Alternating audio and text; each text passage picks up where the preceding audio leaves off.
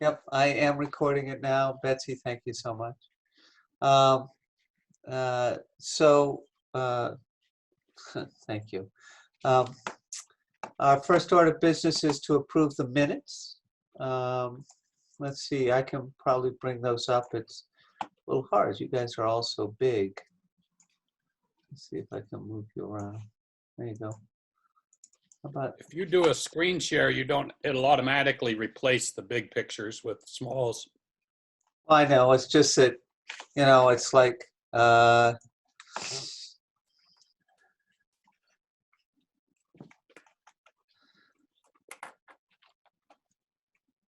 select board minutes. There we go. Of course, I wanted to put it over there. All right, here we go. Here are the select board minutes from May 25th for your consideration.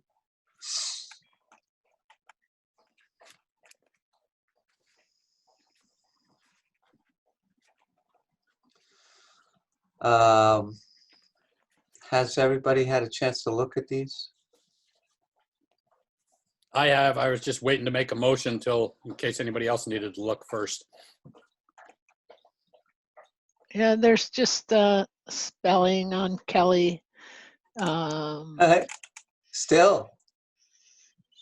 Well, it's Mary tough Kate. to be consistent after appointments on new business. I wasn't there, so appointments on new business. M. Kelly had not arrived yet. Oh, is it EY? UI, yeah. Yeah. Okay. Oh, right, sure. So if nobody else has anything, I'll move to approve the minutes as amended. Second. I'll John? I heard a second from Bill Martin. Correct. Yep. Hi, Paul. Hi, Stephen. Hi, gang. We're just reviewing the minutes. If you had any, have you had a chance to look at them? And if you have any edits that you'd like to make? No, I did look at the minutes actually a few days ago, and everything seems to be Okay. copacetic for me. Great. So we have a motion and a second on the table. All those in favor of approving the minutes of May 25th, please indicate by saying aye. Aye. Aye. And opposed and abstentions. Thank you. Our next order of business is the check warrants. As far as I know, we have two. See if I can't bring those up. One is the a check warrant.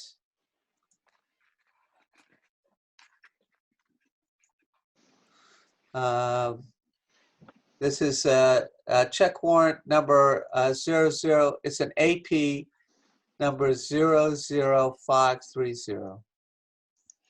And the total amount on this, oh, sorry. The total amount is for $32,578.44.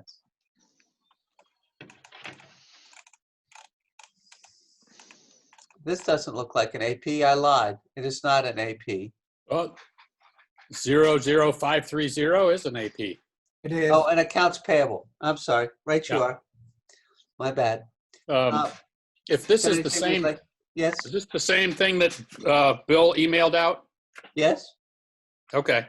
should be. Yep. Yeah, it's the same. So having looked at that, I would move to approve the check warrant AP 00530 in the amount of $32,578.44. Is there a second? Second. Is there any more discussion? I just had a question on some of these. Are some of these like where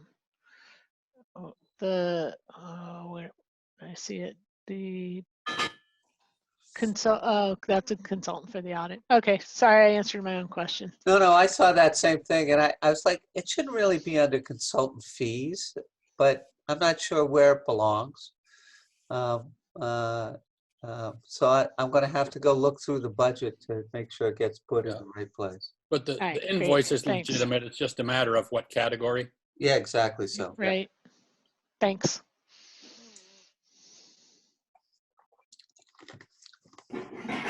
In that case, all those in favor Aye. Aye. Aye. and opposed and abstentions. So that passes unanimously. Let's see. Just a second before we go to the next piece of business. We have another payroll. Yeah, oh, Bill Jose is here. I didn't know who NB Pal is. Can you hear me, NB Pal? Just joined our conference, our Zoom call. Yes, Nathan and Jane Palmer. Excellent, thank you very much. Excellent, welcome. Our next order of business is a payroll warrant number 00608. And I'll bring that up. Here it is. The total amount for that payroll warrant is $8,662.52. I'll move to approve check warrant 00608 in the total amount of $8,662.52. This is Mary Kate.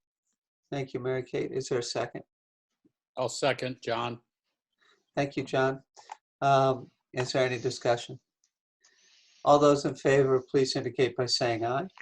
Aye. Aye. Aye. And opposed? And abstentions.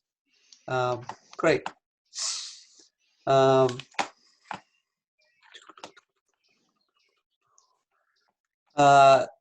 Overweight permits. Bill?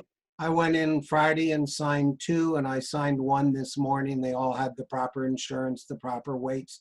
And I believe Sharon is going to send those 3 to Betsy. Yep, I don't have them yet, but if I don't see them tomorrow morning, I'll shoot her an email. That sounds great. So I think we're ready for public comment. Is there any public comment?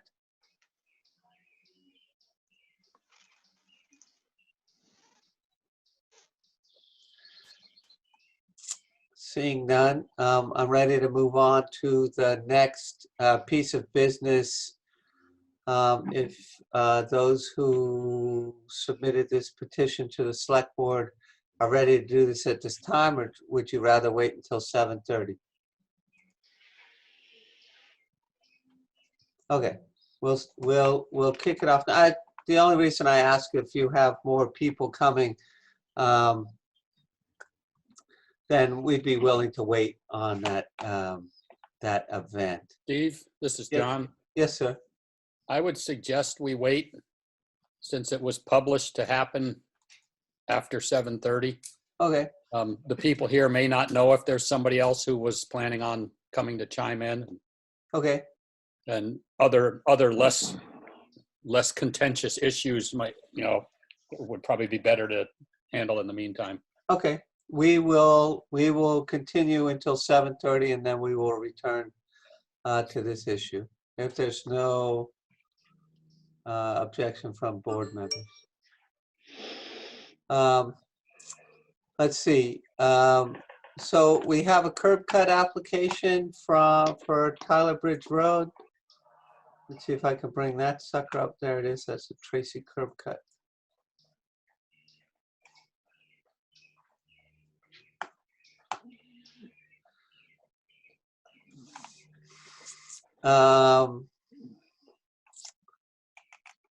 My understanding is that both Ben and Bill have been out to take a look at this. Bill, can you fill us in a little bit? It's an additional driveway on land that Andrew Tracy owns for He actually has a shop and a house, and it seems clear visibility in every direction. You don't have the one that Ben completed, where it does require a 38-foot culvert in 15 inches or more diameter. So Ben put that on there and signed it today. Okay, thank you for that. It's, and just to be clear, this is a second curb cut on one lot. Correct. In that visit, did it seem that it's necessary for a second curb cut or just somebody's preference or convenience? I didn't speak to Mr. Tracy, so I don't know how to answer that. But there is another driveway with an old culvert that, in his picture, it looks like he's abandoning it, but I did not speak to him. I don't know if Ben spoke to him in person or not. Can we condition it on abandoning that or coming to the Okay. select board to describe why two curb cuts are needed on a single piece of property? So, Mary Kate, my understanding is that he has one curb cut. He's got one and an old curb cut. His current curb cut goes right to his house. Is that true, Bill? Yes, So he really is looking for a second curb cut. Bill is saying that there might be a third one there that we could condition to. The drawing shows 3, It does, I Yeah. see it. it does. or this new one would be the 3rd. Maybe we should postpone this till we get clarification. I think that, yeah, and especially Yeah. for consistency's sake, we should have him come in and describe the need and I mean, my inclination would be 3 curb cuts for one piece of property is a little ridiculous, but Yeah, I think one is just what we would describe as a farm curb cut, to get to his meadow, but. Yeah. That's fine.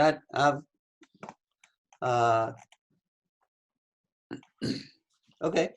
Is that sort of the consensus of the board? All right, then That's we correct. will ask him to join us at our next select board meeting on the 22nd. Either I doubt we'll be doing in-person select board meetings by then, but you never know. Okay. The next select board meeting, the next curb cut, sorry. Phew. The next curb cut is for the town of Moncton. It is a curb cut onto Moncton Ridge Road. It is shown here.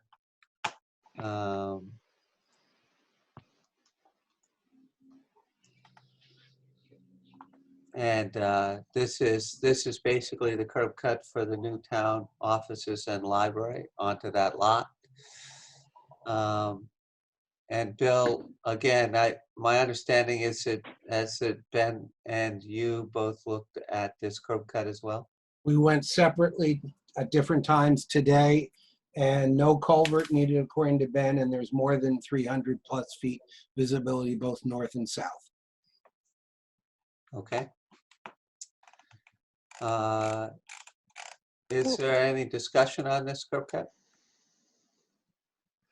With that description, I'll move to approve the curb cut to the town of Moncton. Guess there's not a number for it, is there? No, we don't have a 911 number yet. Moncton Ridge Road curb cut. Okay, that would work. Is there a I'll s- second? who was that on the 2nd? I didn't hear a I'll- second yet. I'll second it. Thank you, Paul. Is there any more discussion? All those in favor of approving the curb cut, the town of Moncton onto Moncton Ridge Road, please indicate by saying aye. Aye. Aye. Aye. And opposed? And abstentions. So we will sign this, Bill will send around one of his dot loop documents that will allow us to sign that document. Animal control officer. I told him I had 3 applicants.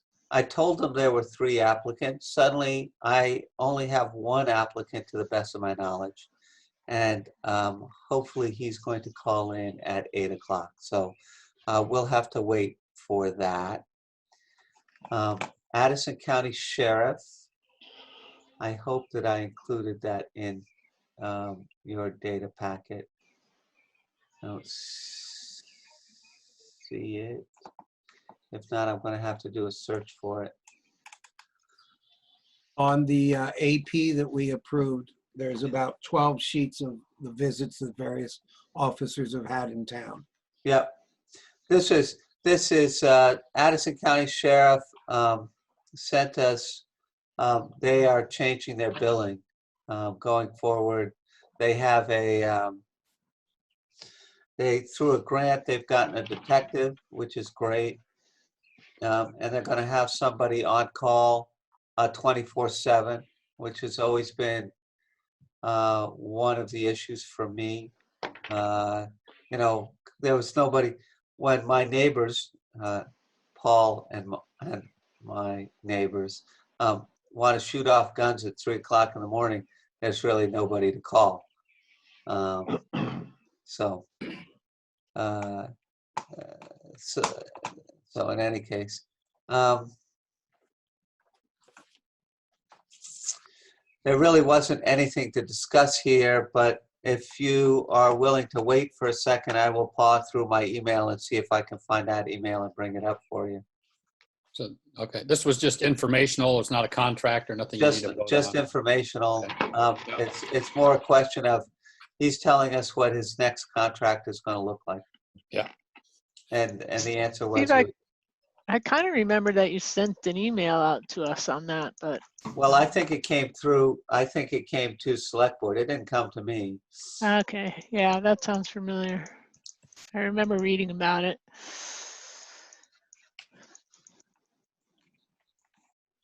Jesus, this is sort of a hassle right here. All right, I'm going over here. Going to do a search for Addison County.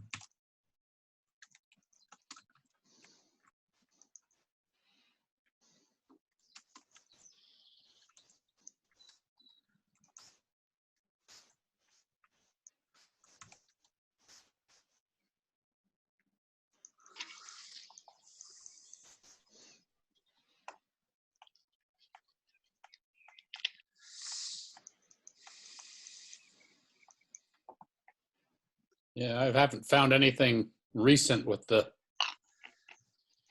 Me With- neither. I with just the- kind of, subject or with the subject of sheriff or even in the body. The only one was Well, so Stephanie Curtis asking about patrols. And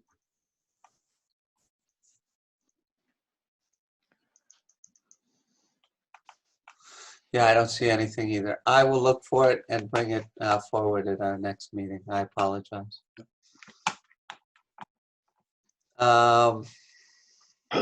Yeah, we still have 8 minutes. Let's. So I got I'm going to skip the tax anticipation, the review of delinquent tax policy, because I think that also is a lengthy discussion. That's a discussion about can we and do we want to waive delinquent tax penalties, and if so, when and how? And that's going to be, I think, a lengthy discussion. So I'll skip to the next one, which is I have no idea whether you guys have any interest on this or not. I got from VLCT.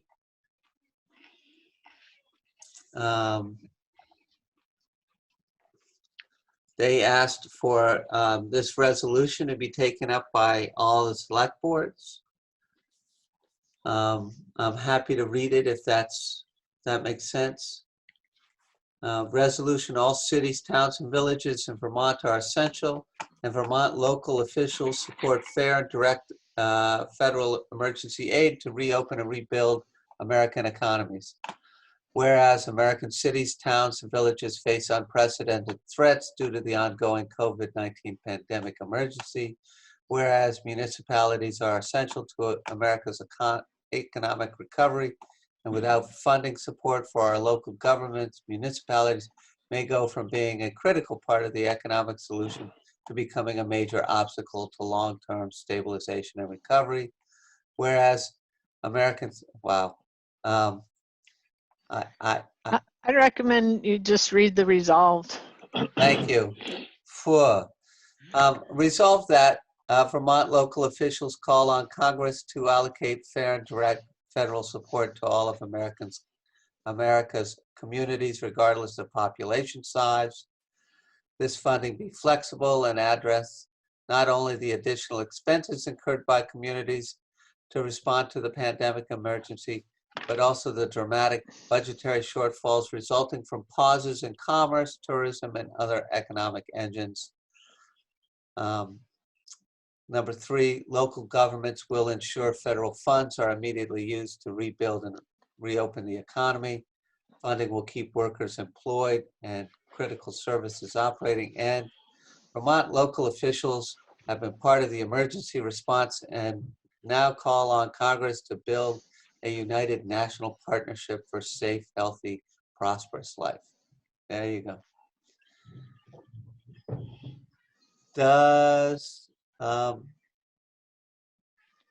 Do we have, what would the board like to do with this, if anything?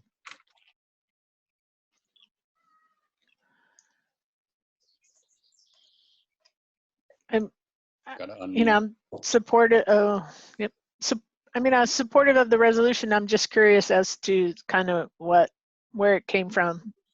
Why is the Vermont League of City and Towns putting it out?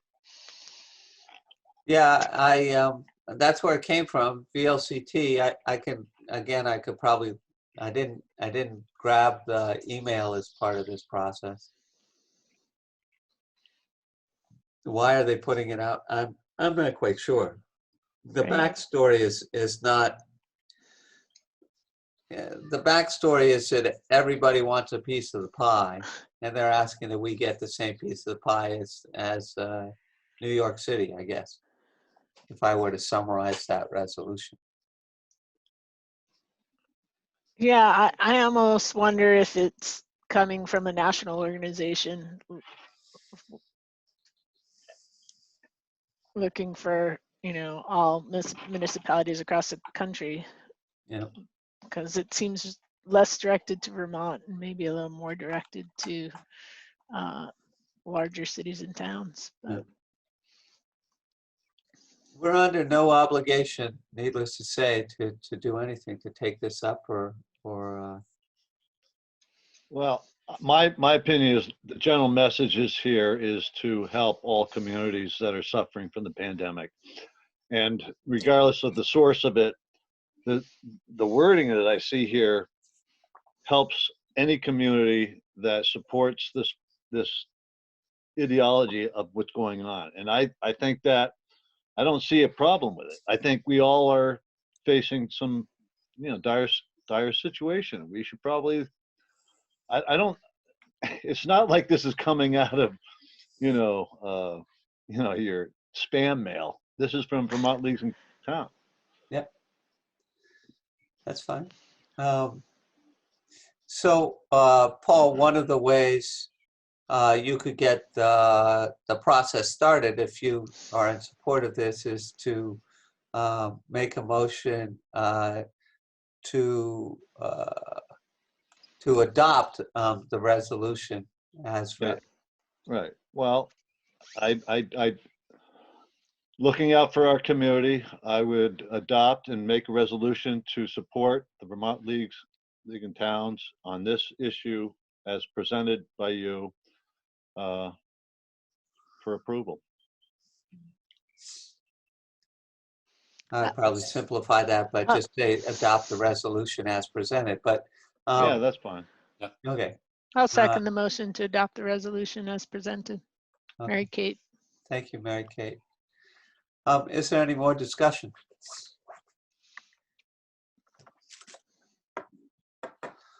All those, are you guys ready for a vote? Yeah. Okay. All those in favor, please indicate by saying aye. Aye. Aye. And opposed? And abstentions? Okay, we will, Bill, would You want you? it sent around for signatures? Or just that- yours?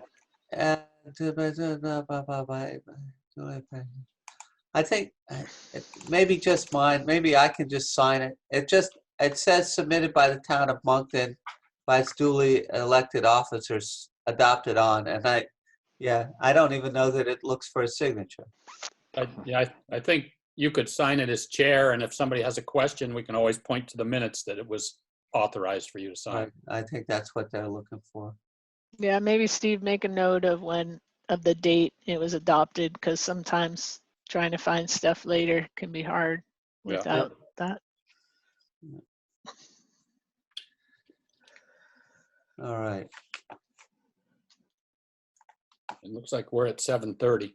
All right, so good. Let's dive into this. There was a request by petition to delay construction and delay construction and the bond. I think probably the first order of business, I think there was a contention by at least Tom that I had a conflict of interest, so I'd like to address that first, and then we'll go to the next part of the discussion, with or without me. We'll see. Tom or another member, would you guys like to take that up, or have you withdrawn that objection?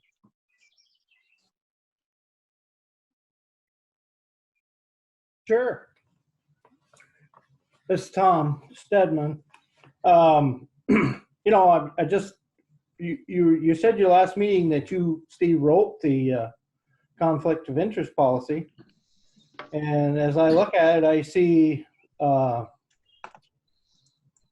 3A, number 3, a situation where a public officer has publicly displayed or a prejudgment of the merits of a particular quasi-judicial proceeding before the town.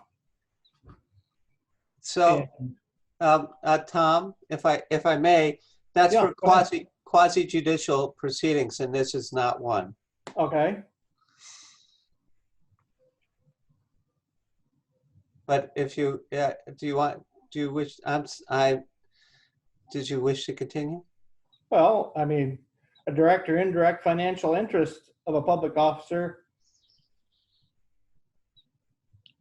So Okay, can I make a comment here, Steve? Sure. sure. Oh, Tom, you'd have to show that he has some financial gain out of this. And from the previous meeting, you claimed that because he'd made a donation to the library fund, that's no gain, and he stands neither to gain nor lose that contribution, whether this passes or not. So I don't see a conflict of interest there. Well, Unless they're aware of some financial gain he stands to get beyond that, other than that. see, I think the select board is all in conflict because you've pushed this on and on over a good number of years. And how does anybody expect you to make an impartial decision about something that you have so diligently and pushed for so many years? Okay. Now, I think anybody who was in a position like that, who felt as strongly as you all do about this new building, if there was a situation like we have now with the pandemic, with 600 being furloughed from the college and 400 from the hospital, and Collins and Virgins is taking retirement, looking to lay off some. I think if I was there and I had that strong a feeling about something, I would take myself out. Okay, thank you. On that basis, I am not going to recuse myself. I think that all of my actions, and I do mean that seriously, are with the best interests of the town of Moncton at the forefront. Under no circumstances have I placed my interests above that of the town of Moncton. Certainly not when I'm acting as a public official.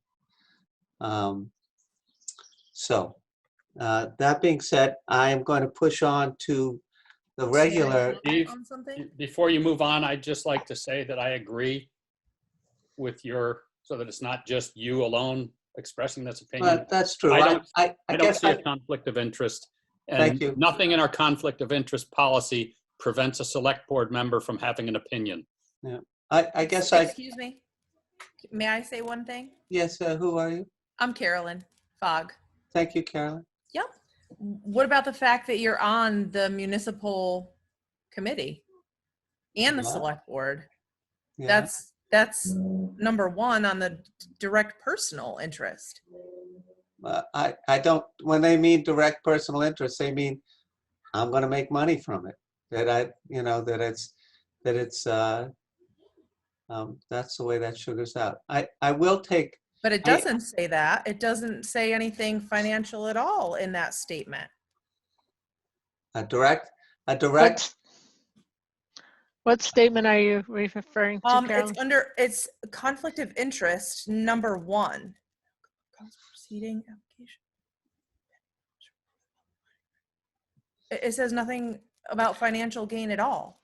No, No, so you're saying being on the building committee is a personal interest? I think the building committee's, their function was to determine and work with the community for what to make a proposal to the town for vote.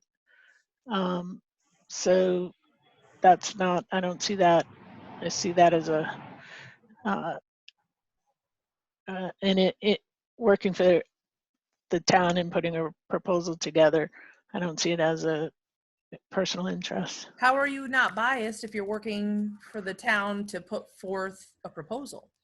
You're looking to put forth a proposal. That's not unbiased. Well, I mean, some of the people were, you don't necessarily have to be agreeing that, or you don't have to, you can work to put a proposal together without having a personal interest as opposed to a public interest. But those people aren't on the select board. None of the other people are on the select board, to the best of my knowledge, correct? Right. that's true.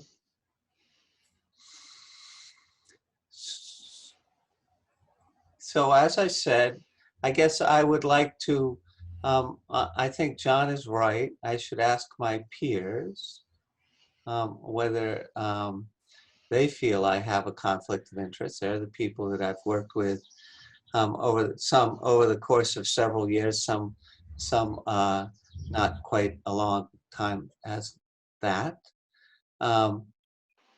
Bill, do you feel I have a conflict of interest in this case?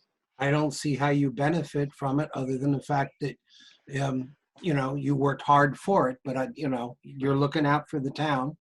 I don't know where there's a conflict of interest. The number of hours you put in for the $15 a month you make or whatever it is, certainly doesn't benefit you personally. You're doing it, you're a volunteer. Thank you. John, I've heard from you. Mary Kate? I don't see a conflict of interest. I think your service has been to the town, and you don't have a personal interest in the outcome. Though you like everyone involved, always has an opinion on issues that come before the town. Yep. And Paul, do you want to weigh in or not? I believe that everybody has a personal opinion within their community, regardless of their position in the community, whether it's a select board member or for that matter, I've served on the rec committee. The idea is that we're doing the best for our community. That's the goal. We are only driven to improve our standards for the community at every step. And if our personal opinions somehow seem to, deflect or create a concern, it just might be because it may not be the most popular position of other people. So no, I do not believe that you have made a decision on behalf of the select board that creates a conflict of interest. I believe it's simply an opinion that many people share in our community and that you are simply just putting that forward. That's all. Thank you. On that basis, as I say, I feel that I do not have a conflict of interest, and I will move we'll move on directly to the petition. Let's see. I know I have several.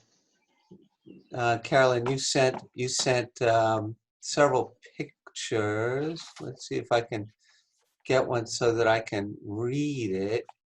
The petition, as I understand it, is the petition is to ask the select board to not move forward at this time with the $1.7 million bond and associated spending. The objective of this petition is not to stop the building of Town Hall. It's to pause for now until we can come up with a fiscally responsible plan to move forward. And then there's a list of names. Great. So I guess I would ask one or more people to speak to this petition. May I go? Absolutely. That's Thank what you. we're here for. Yep. So there's that list, and I believe that there's another handwritten list as well. I think that I forwarded you. Yeah, I have three. Okay, lists. great. I feel like at this time you need to go back to the town and you need to ask people. We need a revote to see if now's the time to do it or not. I don't understand what the problem is for a revote to see if we should wait. I'm not saying, no, we should not do this. The town already spoke. Democracy is what it is.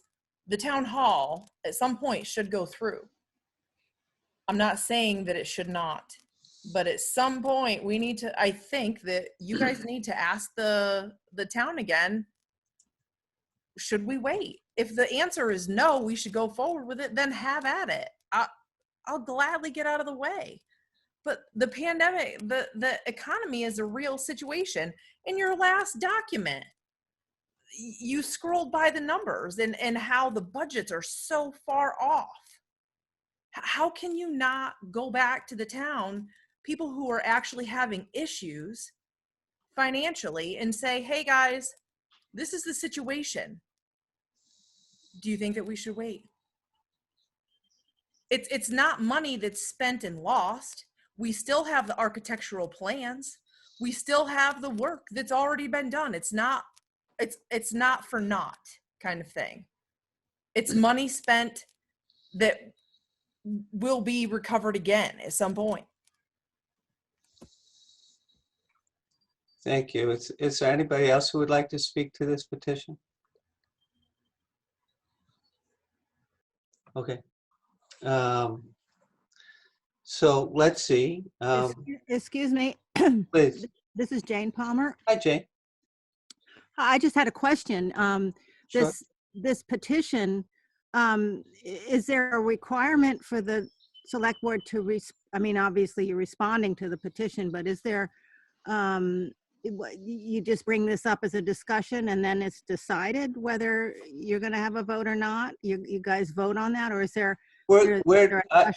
That I believe that the intent anyway is to vote on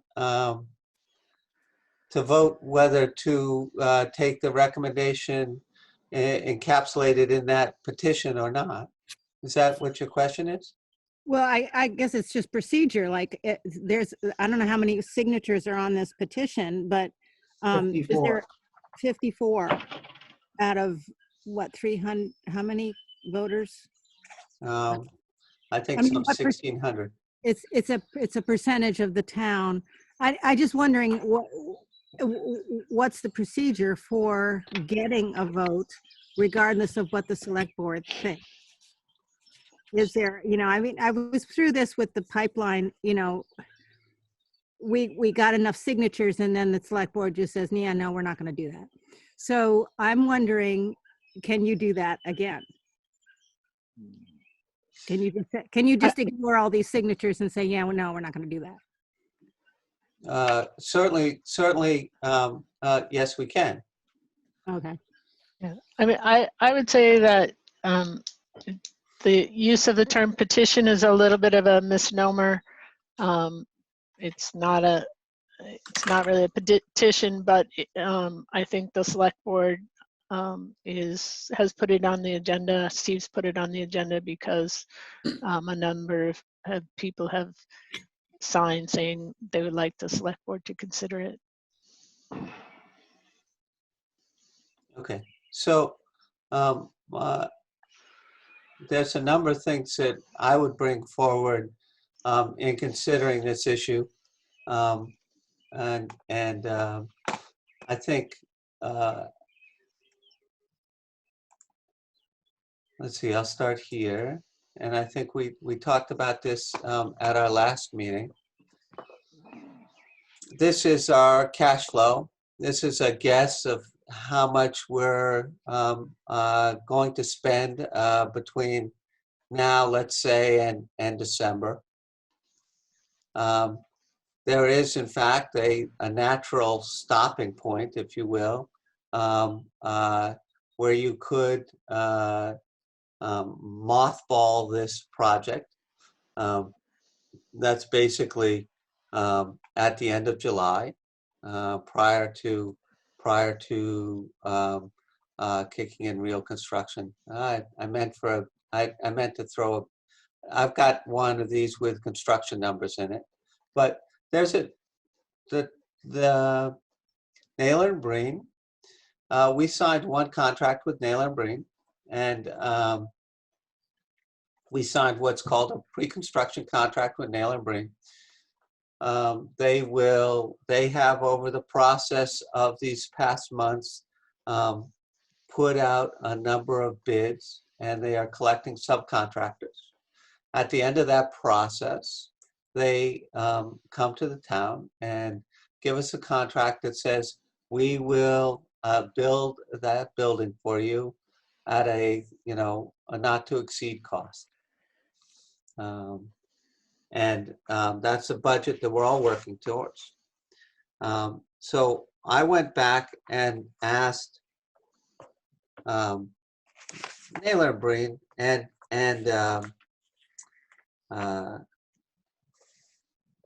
some of the other parties what it would be like if we were to decide to mothball the project, right? I mean, that's really what you're asking for.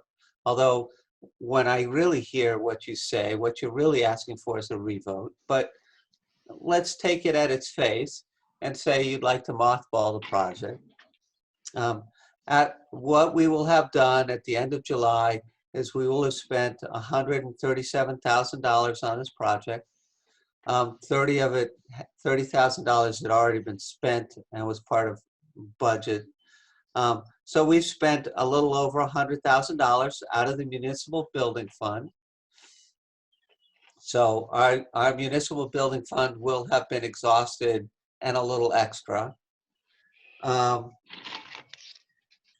If we were to delay it, basically the subcontractors, all of the subcontractors that we had would get zeroed out. All of those subcontracting, we'd have to go back through that bid process. And actually, we have some pretty decent prices on some of those, especially the mechanical subcontractor. The site work is also quite a good price. When you mothball a project like this and you leave it sit, you haven't said how long you'd like to leave it sit, and you haven't told me how long, or under what circumstances you'd revamp it. But let's just say that it would sit for a year or more. When these things sit for a fair amount of time, the code changes, the building codes change in subtle ways, and that you could easily incur more design and rework. That would cost you. The numbers I got were about $10,000 for a code refresh, going through the architect. The pre-construction costs, of course, we'd have to go through those again. That's another $4,500. And we'd have to do probably the ESV that would have to start up again on the ESV is who's doing the engineering for the mechanical and electrical. So that would be probably, they guessed at about another $7,000. So, you know, it's not no money, it's not a lot of money, it's some money. But really where it gets down to is there's a lot of, there's a lot of momentum in a project like this. We are looking at a bond market that looks extremely favorable, not just a little favorable, really, really favorable. We don't know. I will tell you that the town has gone out for both TANs, tax anticipation notes, and bands. That's a bond anticipation note. And we got quotes that ranged from interest rates of 1.25% to 1.7%. Those are amazingly cheap for that kind of money. I think that if you looked at that statement of values where we are building a building for of this size for $264 per square foot, I would tell you that that is a spectacular price. Yes, it is. So you know, you're right. I mean, and a delay. So I understand your point, and it's a good one that says, well, the town, there's people in the town who are struggling. There are people in the town who are going to have trouble making their property tax. I would point out that, and we've said this before, but I'll say it again, that going forward with this project, I can roll that $30,000 that we spent back in 2019 and that we spent before it was part of the budget, the 2020 budget. I can roll that into the bond. That would help me decrease taxes for people by over a penny. Those would be my arguments, I guess, both for and against delaying the project. I guess I would open it to other members of the board. I didn't mean to go off like that. Steve, I'm curious as to whether any of the contracts, like the contract with Naylor and Breen, if we were to just put the project on hold could we be in violation of that contract or in breach of the contract? No, no, I don't think so. I mean, what would happen would be, for instance, um, uh, uh, Rick Gomez, who's the electrical contractor for this, who's hiring guys ready to do this work. He would sort of have the rug pulled out from underneath him and would not have a, he would lose out on a bunch of work this summer, fall. There's actually a lot of benefits to moving forward, and I do understand the impact, Carolyn, on the community. I really do. I face it myself, but one of the things that you do, and I'm in the construction industry, and I recognize that if everybody starts pulling out, it's going to become more expensive for anybody, regardless whether it's the town of Moncton or any residential customers or any other light commercial, in that when we have to regain our foothold financially and the pandemic passes through, even let's say a year from now, what we do is that we have to regain our foothold and try and make up our investments, because we have capital costs on equipment, we have investments on our people, and what we have to do is we have to recover those. And when they recover those a year from now, it gets more expensive, because what we do is we keep pushing the price up until we can recover those costs that we lost during this time period.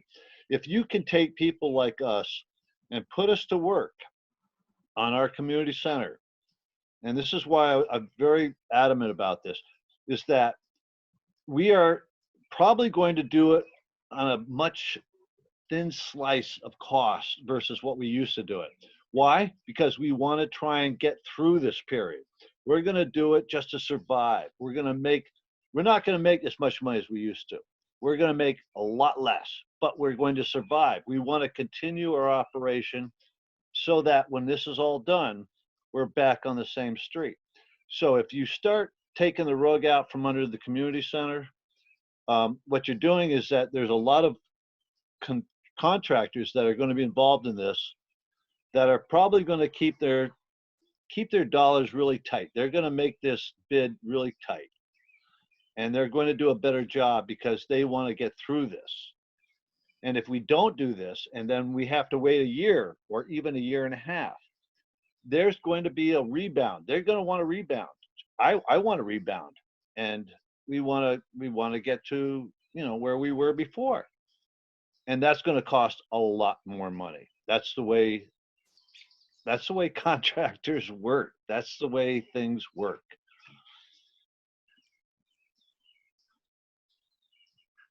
May I say something? Is that okay? It's Carolyn. Steve, I have a comment to make, but I don't care when I make it. Oh, sorry. Go ahead, John. Sorry. Up to the chair there, which order he wants to take things in. You're muted, Steve. He's mute. Steve, you're muted. We can't hear you. Sorry, Carolyn, please go ahead. I apologize. Paul, thank you. I completely understand that explanation, and it definitely makes sense. I understand. My whole point is, and you said, in a year you're looking to make up that cost. I get that. We have to, yeah. No, and it makes sense. Whether, like you said, whether it's commercial, residential, it makes sense. But my problem is within the span of that year. That's the point. Like, I would love to do, home improvement projects around my house because we had time. But I'm looking at our personal financial budget and I'm going, well, is that really the way that I want to spend my money right now, not knowing?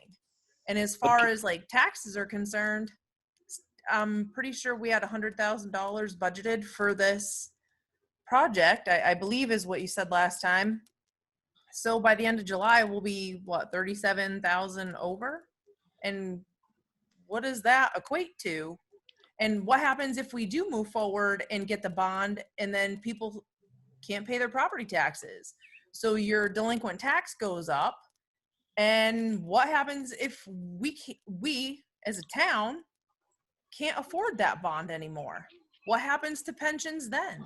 What happens to the stuff that we own as a town? What then? Like, I hope it can't- doesn't get that bad. I hope I'm not like, I get the whole cocky locky, the sky is falling, and you can laugh all you want, Steve, but I'm not laughing. where is the economy going? Ca- Carolyn, I Yeah. think that, just let me explain something. I am on the select board. I am a contractor. I am just as concerned about this as you are. It impacts me terribly because I lost a lot of work.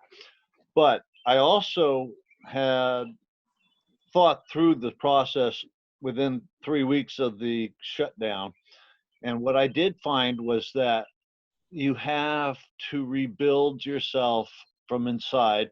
And what I did is that and this is for me, and this is sort of reflective of what we're going to do with the community center and what I think a lot of contractors that I spoke to, and I spoke to the contractors, I spoke to the lumber yards, suppliers, light commercial and residential, and they are all trying to find a solution.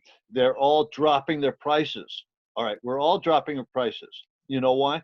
Because we want to make people feel comfortable with their purchasing decisions, even under these difficult conditions. It is very difficult. And I'm going to make less money. The suppliers are going to make less money. And so what's happening is we're scaling it down to the actual economic situation that exists, not just here in Moncton, but everywhere. It's the same thing.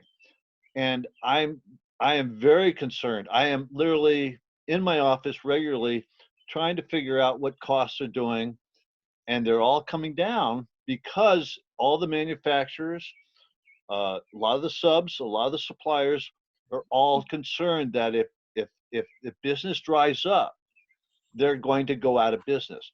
And so what they're going to do is they're like myself, we're reducing our margins. Yep. We're making things happen for the situation of the pandemic. And I think that if you take the bond pricing, and then you take all the things that I just described, you put them together, you're going to find that nobody is going to be negatively impacted well beyond what we got going on now. Yes, do we have to provide some incentives, on tax days? Yeah, no, maybe that's a discussion that we'll discuss later. But my personal opinion is that everything is downsizing. Everybody's making concessions. Your insurance companies are making concessions now. Your telephone companies, everybody's making concessions. That's across the board. So if you Excuse take me, all that, Can I say something? This is Jane Palmer. Hi, Jane. I appreciate what you're saying, Paul, and everything, and that's your opinion, but I thought this discussion was whether we should ask the people of Moncton to have a vote, not whether we think that the building project should be delayed. And I think we all know what the select board feels about that. But I'm sorry. the question is, Jane, are Jane, we, the petition was to delay. I thought it was to ask for a vote from the town of Moncton. It was not. Okay, I'm sorry. I And just to sort of follow up, there are, we did discuss that at our last meeting some, and there's statutes regarding that. 30 days after a vote, you can have a petition to reconsider. After that, it's pretty much a done deal, and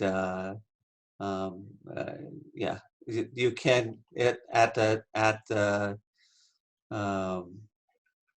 the select board desires, you could have a revote. I think the select board has shown that it's not really interested in that, but I could be wrong. Okay, thank you. You're welcome. I feel Anyways. like this is, oh, sorry, I'm sorry. go No, ahead, Paul. no, Carol, no, that's all right, Carolyn. I just wanted to explain to you a perspective of one select board here who recognizes the finances in the situation of construction. And I totally understand where you're coming from, but believe it or not, everybody in my industry, and I'm talking people that are make much more money than I do, we are all in a panic situation of trying to reduce costs so that we can maintain business. Yeah. All right. And so the same includes the town of Moncton as far as the community center. Yeah, thank you, Paul. Yeah. Mr. McNerney. Well, I'd like to respond to a couple of things. There was a comment that, well, we're really worried about this year. I don't know how this is not getting through, but if we pause this at this point, taxes will go up compared to not pausing it. The second point was that most of what we've spent would not be wasted. I'm not sure I agree with that. The people who've done work and the people who've submitted bids are going to have to resubmit. Yes, the design is done. As Steve mentioned, we have to do another code review and possibly update their design. The people who went out and got the bids are not going to get new bids for free. So I would dispute that they're all, all or most of them are still good if we wait a year. The other thing I'll say along the lines of what Paul was saying, I run, it's an out-of-state business, but I run a business with 50 million in sales. Our sales are off about 30% for the months of April and May. We're actually pushing ahead with upgrades and constructions because we're seeing the best prices we've ever seen on getting people in to do major work. The other comment I want to make about the bond, I'm far from a bond expert, but I've been exposed to probably a half a dozen of them, some from my time when I was working with a solar PV installer. The bond rates we were seeing then ran from double to triple the interest rate that we've been quoted on our lowest one that Steve mentioned there. It's not going to stay that way. When it's going to turn around, I don't know, but that is a huge advantage that is not going to be there forever. And so not only is delaying going to increase costs, taxes this year, it's likely to increase costs of borrowing significantly. Even if the budget were to remain exactly the same for the building, costs will go up significantly because the interest rate's going to go up. And I agree. I don't see in the short term that it's going to help people. It's not. It's going to hurt, and in the long term, it's going to drive costs up significantly. Yeah. I guess I would entertain a motion. It could be as simple as a motion to delay the construction and bond for the town hall, new town offices, library, and community room project. Can I make a comment? Please. This is Robin Hops, Yeah, Robin. and I have been reading the comments on Front Porch Forum, and I share people's concerns. Everybody I know is concerned about the future, the economy, our health. There's a lot of unknowns. However, I'm in favor of proceeding with the construction and with the bond. Regarding things that are known and not known, delaying it, I think there's a cost to a revote, and I don't know the cost of a revote, but there is one. And then the cost of deferring the work that we can predict, which Stephen and Paul both outlined, the predictable cost of deferring the work. But then there's the unpredictable cost of delaying the work. so there's that. But what we do know is how much this project will cost. And what we do know is I scratched out some numbers based on, I looked it up in the town plan. And in 2018, the median selling price for a home, and Bill, you can jump in at some point if I'm off here, but the median selling price of a home was $261,000. So if we just take that number and then look at what's that going to cost somebody annually, in addition to their other taxes, it's $10 a month. So the cost of this building is predictable. The increase in taxes is predictable or possibly even lower, as Stephen has mentioned. So with you know, the median price of a home, the cost of a new town hall would be $10 a month. Let's say another one is, here's another way to look at it. A $250,000 home is 31 cents a day. $151,000 home would be $18 a month. So I'm in favor of proceeding with what we know. And that is this plan and these prices, which could possibly go lower rather than higher. And I'm going to end with a question. When does the tax increase for the new building take effect? 2022, 2021? 2021. Okay. So none of these expenses are going to show up until 2021. That's correct. Okay, thank you.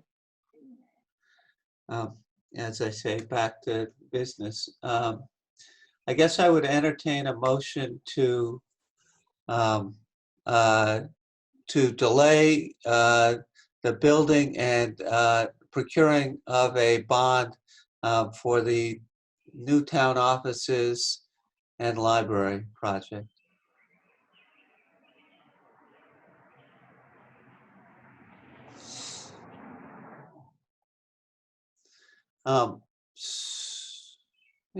Yeah. I don't hear a motion. Yeah, that's fine. If hearing no motion, I guess I will push on to other business. The other way to do this is to make the motion, get it seconded, and then we'll vote on that motion, and it will appear in the minutes. Steve, Yes, sir. does someone making or seconding a motion require them to vote in the affirmative for that? No, not to the best of my knowledge. I agree.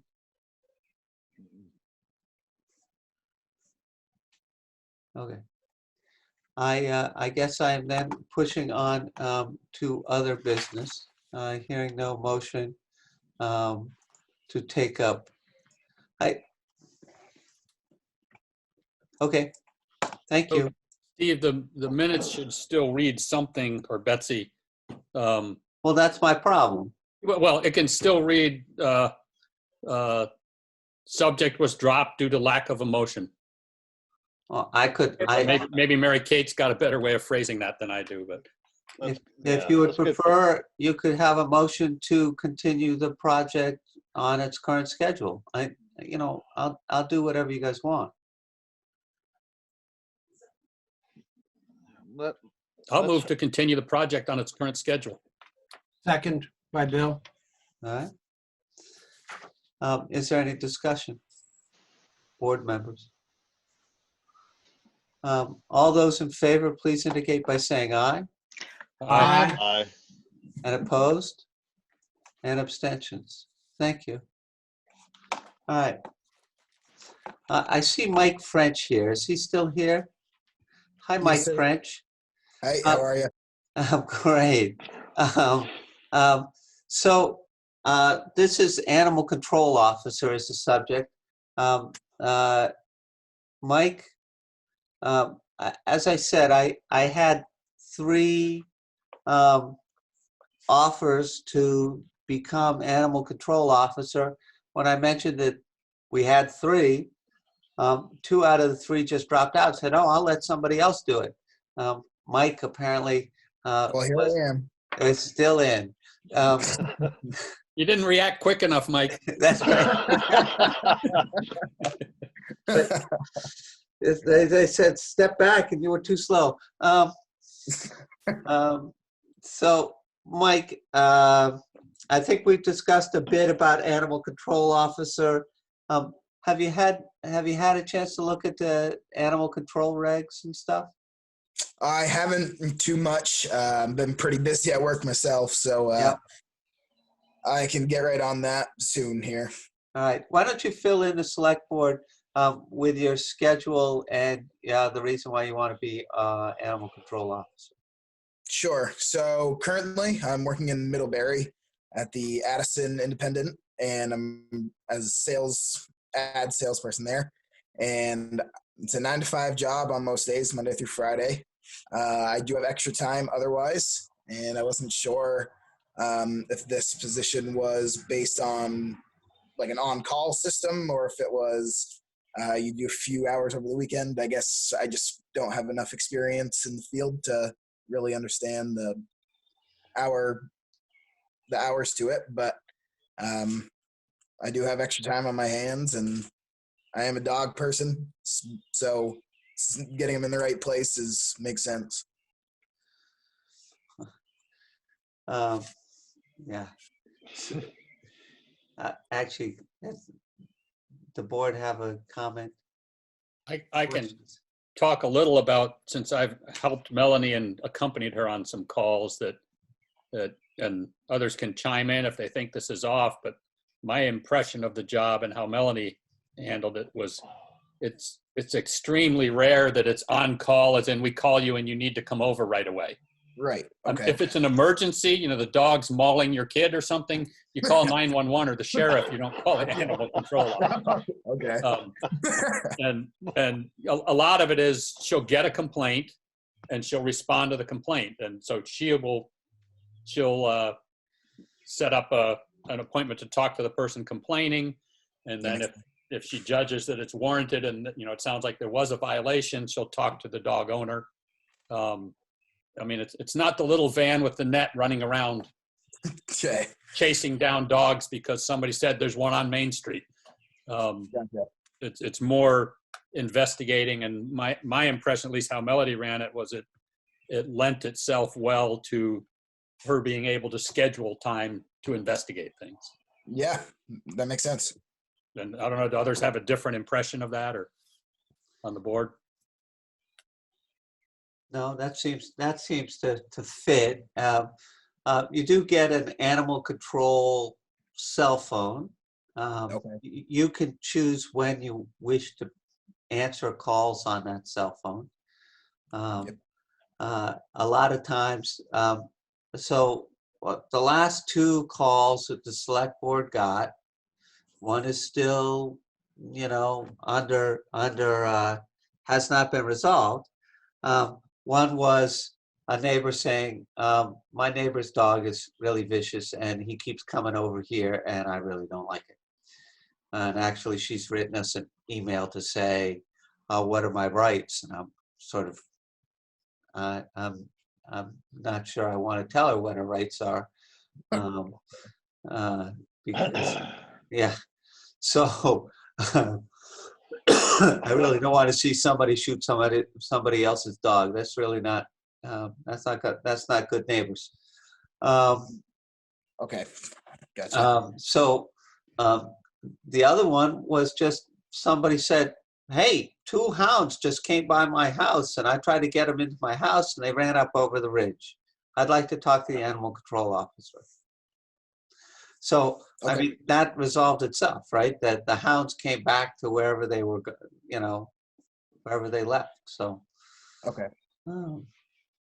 those are, If you get repeat instances of the same 2 hounds, it's the kind of thing where eventually you'd need to follow up with the owner and say, you need to take action to restrain your dogs. Yeah. And if you continue to fail to do so, it could be fines or up to and including impoundment. Okay. And it's the animal control officer is an officer of the court. You have the ability to write tickets, violations, basically they're called, and that could be reasonable sums of money, and people get pretty bent out of shape sometimes. Okay. We have written very few tickets. We've enforced even fewer than that because writing tickets is actually technically difficult. What else? It's it's a position that currently on our budget we are paying $15 an hour for animal control officer. When you're on duty, I mean, when you're answering a call and talking to somebody, and we guarantee 3 hours every month. But as I also mentioned, we are open to changing that pay rate, I think. I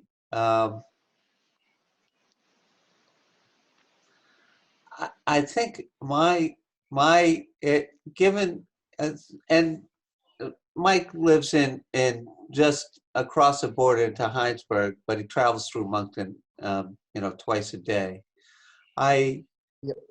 My recommendation, I think, is for Mike to have a conversation with Melanie? Yeah, Melanie.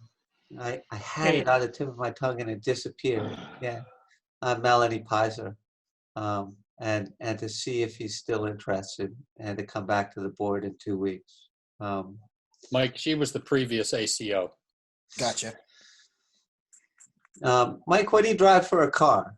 He asks. I've got a Subaru Forester. Nice. And what would you think about putting a random dog in the back of your Subaru Forester? No different than my own, I guess. Okay, that's what I wanted to hear. It's one of the issues. It's how do you transport dogs? Other questions from the board? I just wanted to comment, Mike, that if it becomes an issue, like we need to cage a dog and put it in, I've got a truck and I'd be happy to meet you if you need to, if it ever comes. I think in all Melanie's time, I think she twice actually put a dog in the back of her truck. Yeah, I mean, the back seats fold down, so maybe a St. Bernard might top me out, but yeah. I think I should be okay.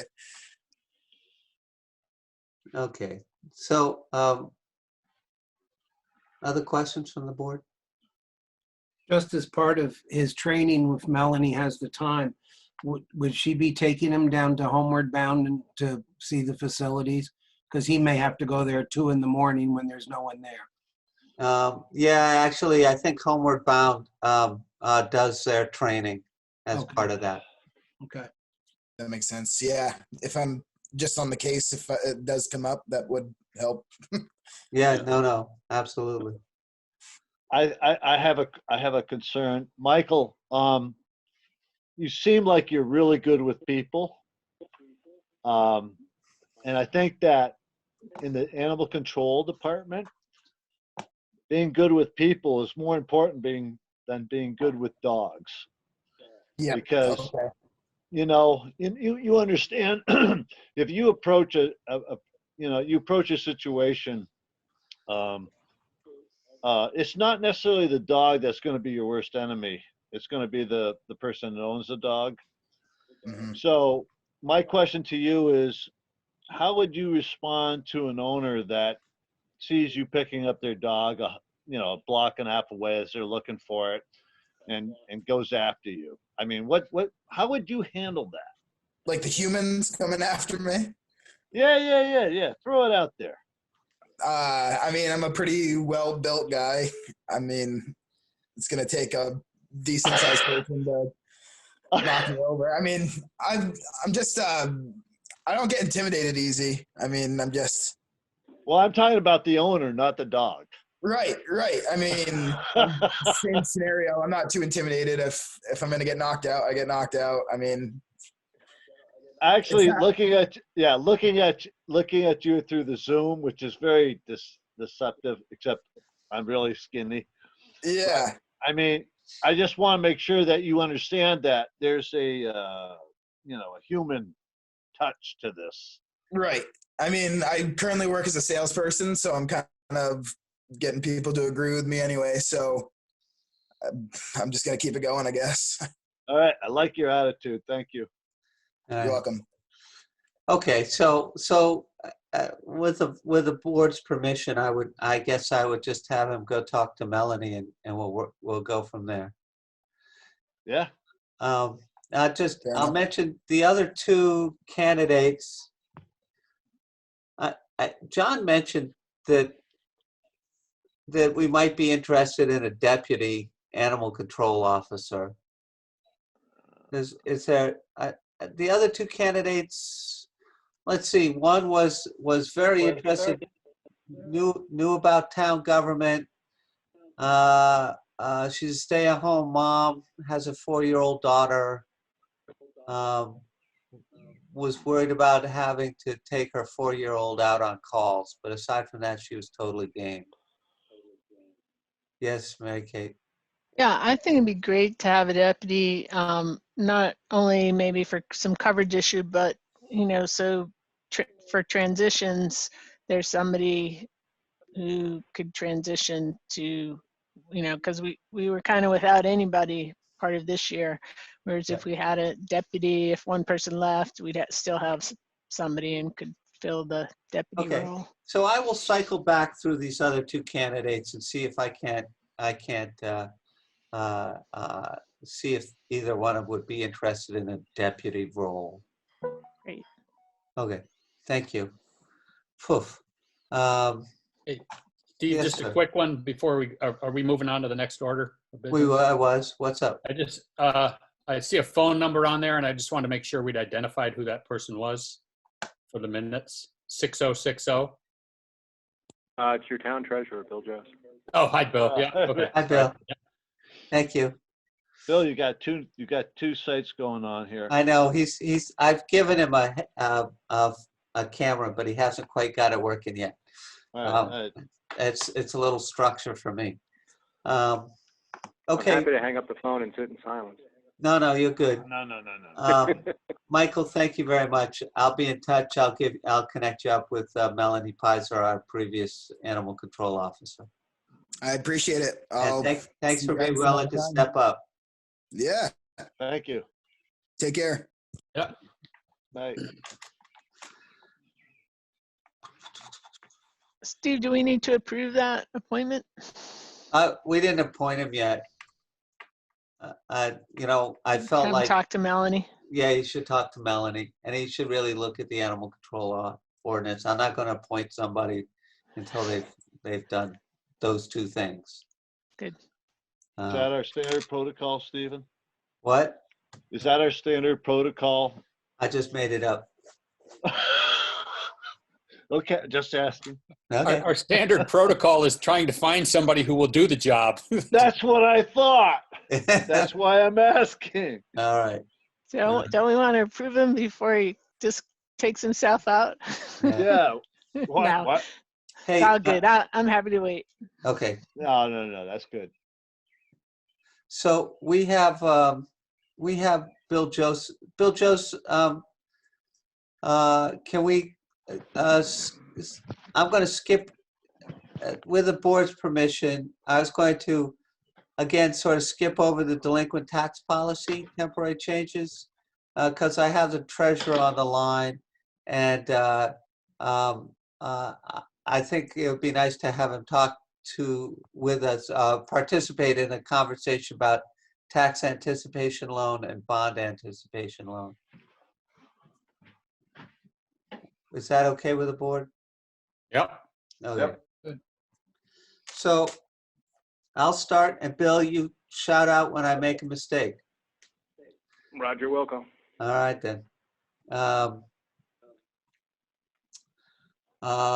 The treasurer has gone out and asked for quotes for a tax anticipation note to the amount of, I think it's $375,000. Correct. And a bond anticipation note. If the bond goes through cleanly, that bond anticipation note would only have to cover, a part of July, the later part of July, maybe early August. If it doesn't, then there's something else going on. So they went out and asked for quotes. Our current place where we have our checking account did not quote and was not interested and said we don't do that kind of banking. The People's Bank gave us some of the best rates in their quote. They had a TAN, I believe, at 1.35%, and a bond anticipation note capped at $300,000 for 1.25%. But Correct. People's United Bank. yeah, but we would have to move our checking account there. And both Bill and Kathy reviewed their checking account policies and thought that would not be appropriate. And if I can interject, Steve, the reason Please. being that People's United adds substantial fees, including per check and a monthly fee for just scanning checks at my desk, which I do almost daily, particularly in tax season. Yeah, there's nothing I hate worse than bank charges. Okay. Community Bank has been after our business for quite some time, our checking account business. They have been the bank who has financed almost all of our truck purchases recently.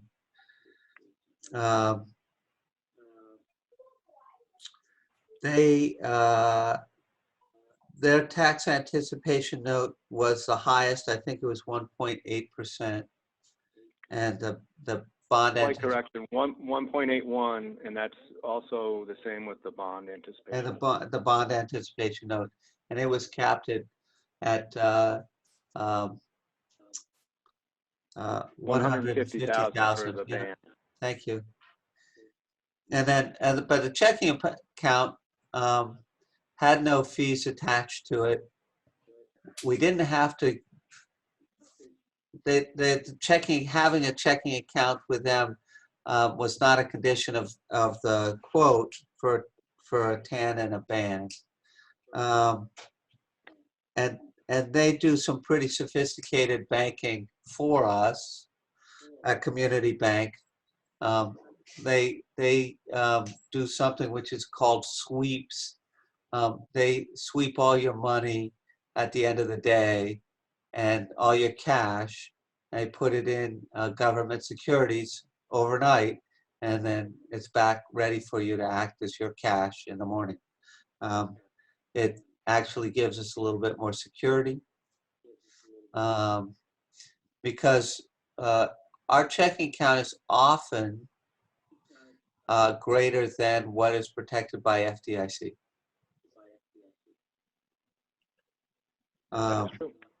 If you offered to move the checking accounts to them, ask them if they'd reconsider the interest rates on those two notes. We didn't. We had another offer. I'll go through the offers. The other offer was from National Bank of Middlebury.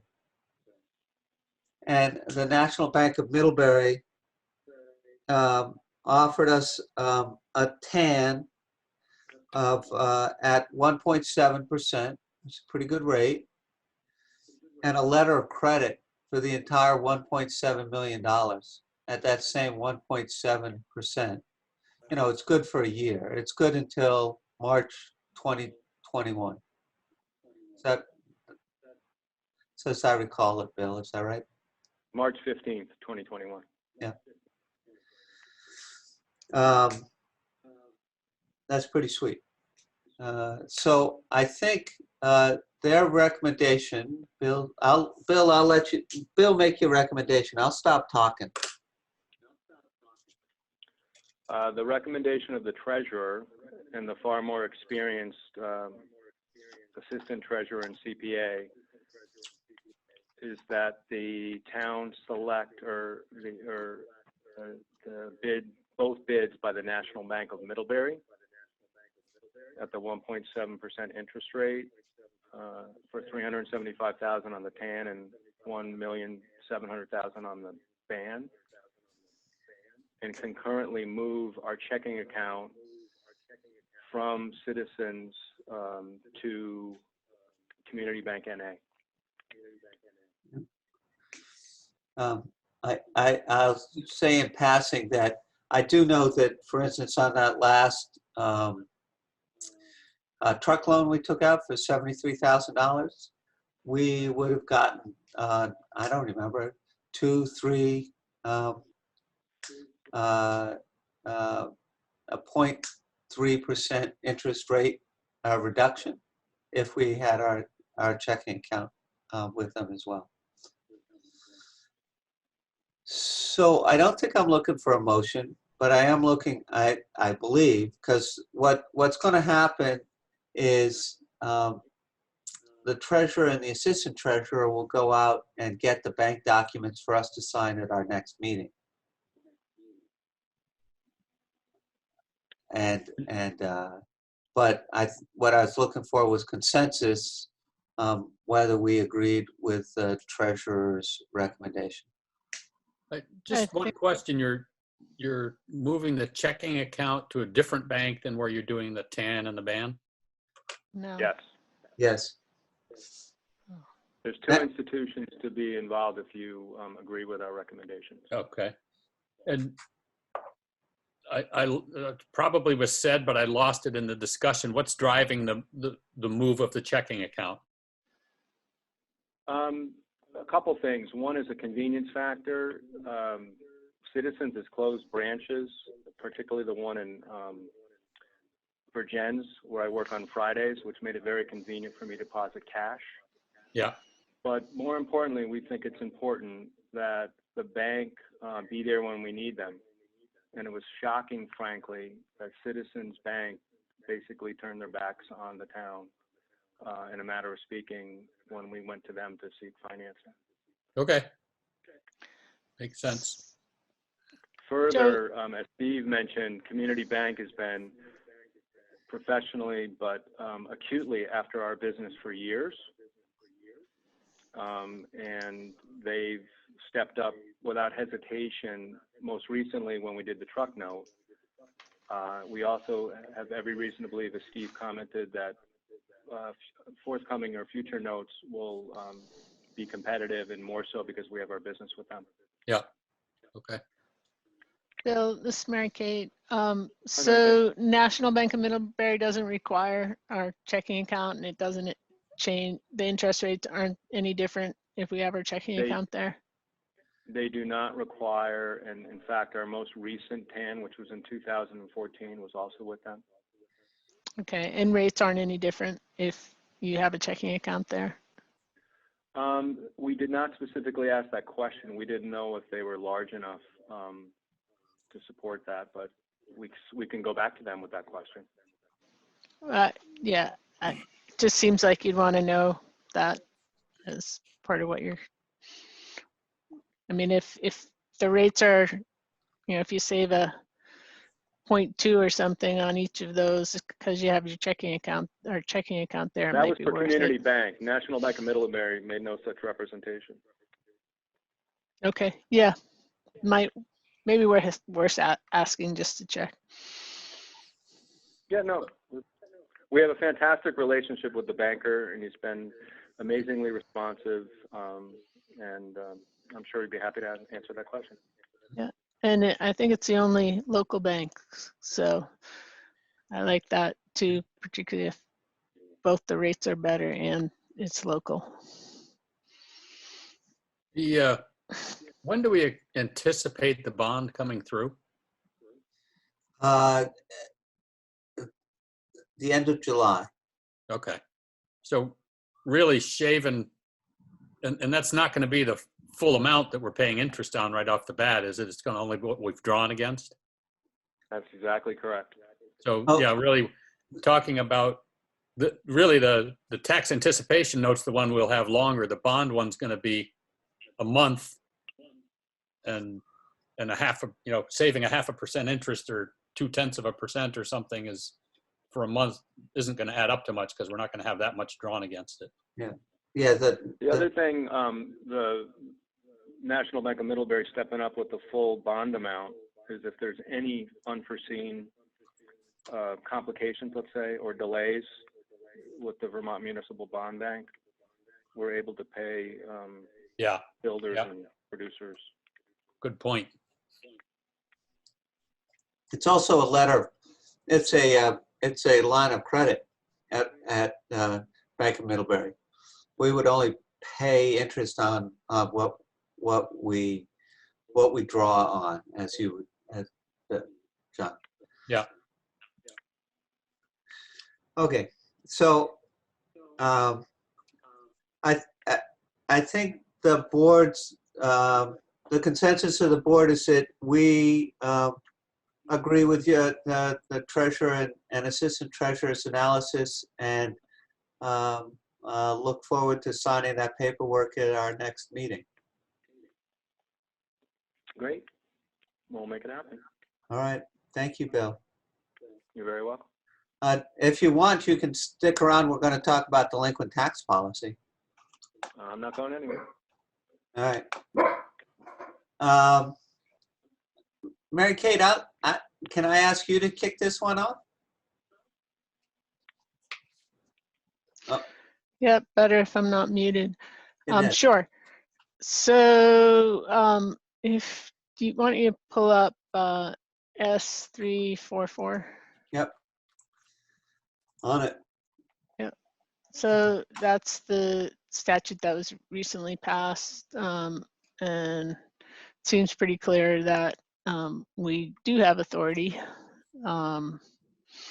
to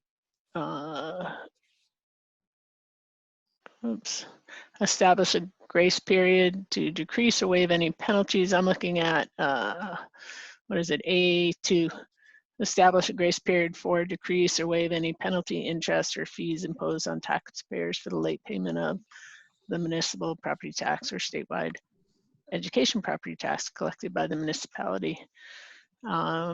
We could also reduce the tax rate. Not sure how you pay for things if you do that, but what's that? Yeah, well, we don't set the tax rate anyway until August. Oh, right. Yeah. So yeah, so, that answered the question I had of, what sort of authority we had to reduce, waive penalty and interest. There's also two statutes. One's on interest. I think we were mostly talking about penalties, but they're both in here. Steve, if you want to, or anybody have any questions on that? Oh, that one seems clear. Okay, so then 32, section 5136. Oops, I've got the other one. All right, on interest. I got the other one. I got it. Let's see. Just, states what the interest is, which is 1%, is what we're per month, or a fraction for the first 3 months, and thereafter 1.5% per fraction thereof from the due date of such tax. So, which is true in Moncton today. That is okay. good. Yeah. Good. So then there's also penalties. It was a little harder to find that statute. because it's actually not called a penalty. It's called the delinquent tax collector fee. And it provides that the percentage of the tax collected shall be charged as a commission, provided that the adopted percentage does not exceed 8%. So I'm looking at 3 capital A.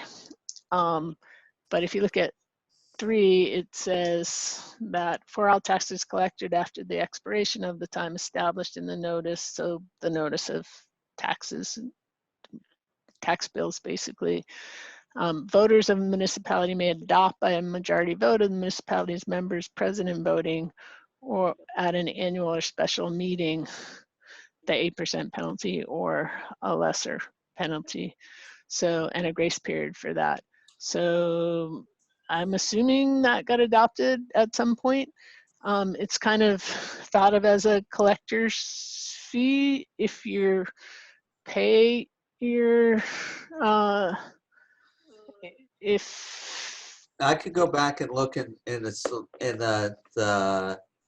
select board minutes. I have no idea. It's we've treated it always no, as would a have been tax payment policy.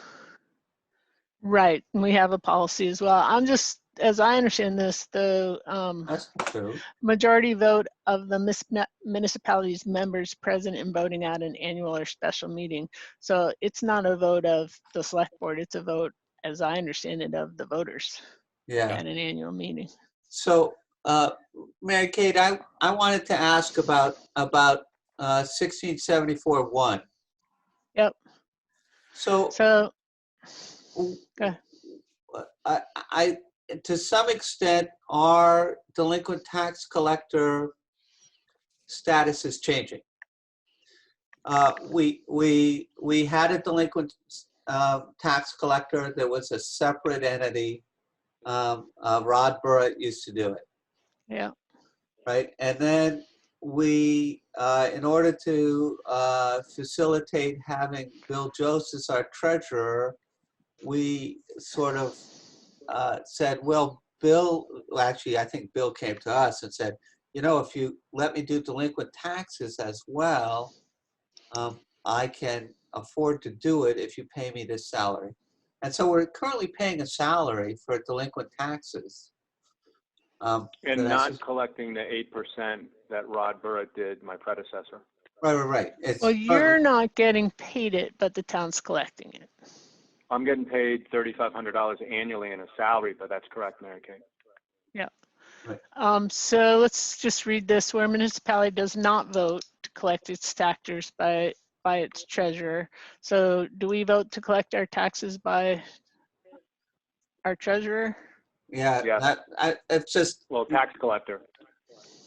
Annually at town meeting, I believe. So it says does not vote to collect its taxes by its treasurer. Right. So one doesn't apply if you vote to collect it by the treasurer.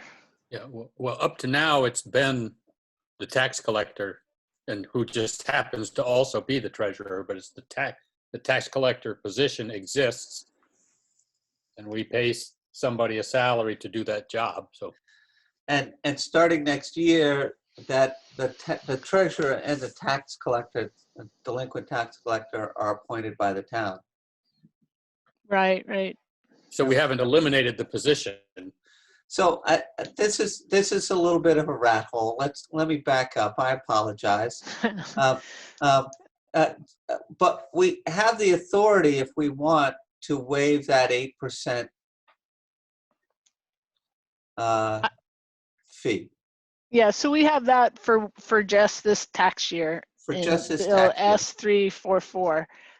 Otherwise, under section 1674.3, I think it has to go through before the voters. Okay. I think that's fine. I like going before the voters. It means it's definitive. Bill, do you have any clue how much money that 8% delinquent tax fee generates in a given year? I'm going to make a guess here without having a budget status report and say 15,000. Okay, thank you. That's a big number. Wow, yeah. 12 to 15. Yeah, all right, no, that's fine. It's just, I just needed an order of magnitude, so I knew what we were talking about. So are we discussing now whether we'd want to waive that? Yep, why not? And is suspending it rather than waiving it? And I'm not sure if I'm describing this correctly, but you know, if we're going to extend a grace period or something, do we want to just eliminate it, or do we want to consider we won't collect it as long as you make arrangements at some point to pay your taxes, and you know, after some point in time say, well, am I getting across what I'm talking about? Do we want to eliminate it altogether for the year, or do we want to say we'll suspend collection of it as long as you're making a good faith effort? And Bill, what do we currently do? That if I come to you and say I'd like to make payments on my delinquent taxes, do I get binged for that 8%? You do if you have outstanding delinquent taxes as of December 2nd, or December 1st, excuse me. Okay. I guess the other part, right, it says the acts permitted under this may be adopted by majority vote and shall expire on January 1, 2021. Right. So that's what the municipal tax year is, but I'm sorry, no, we're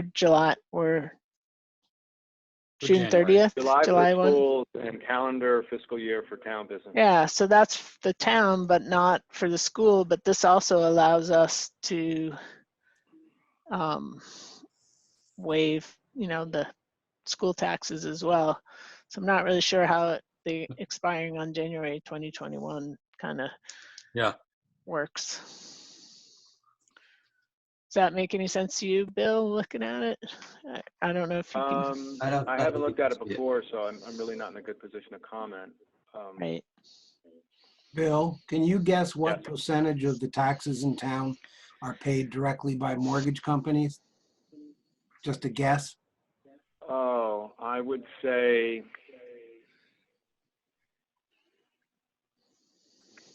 35%. Because those will be paid even if the homeowner hasn't paid anything to their mortgage company. They get paid. As I understand, that's typically true, right? They just have a larger note with their homeowner. Do you think, if I can ask Bill one more question, do you think waiving this, and I'm not saying I'm not for it, would send a message to people that maybe you'd have more people delinquent because of it?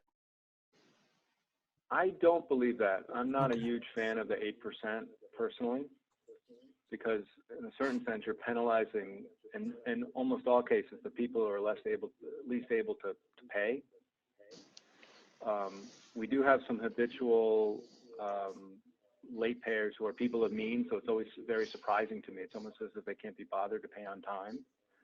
But I find that the actual interest rate application is far more meaningful from where I sit. I wouldn't want to waive everything. I would want to have like that 1% interest due. But if I could see the 8% being waived outright.